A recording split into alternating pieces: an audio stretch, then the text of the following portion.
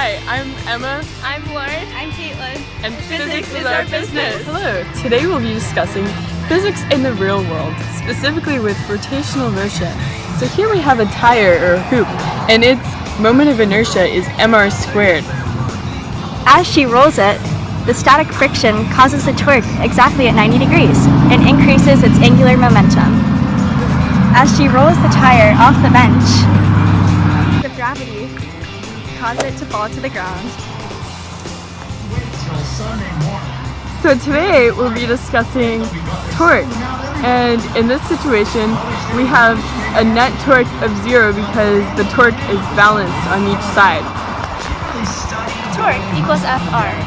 We are applying about the same force at approximately the same radius. So the torque, counterclockwise torque equals clockwise torque. Therefore, we're pretty much in static equilibrium.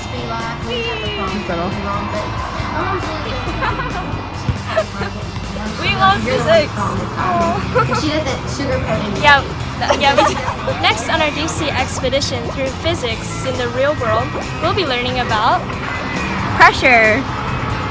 As you can see, the gauge pressure in the tire is very low. So don't drive with these on your car. this time, however, the pressure is much higher. So this is much safer.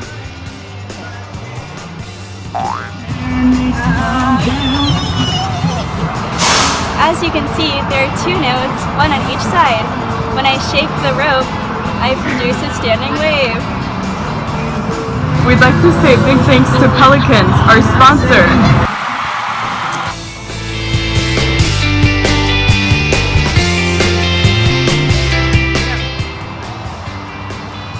Projectile!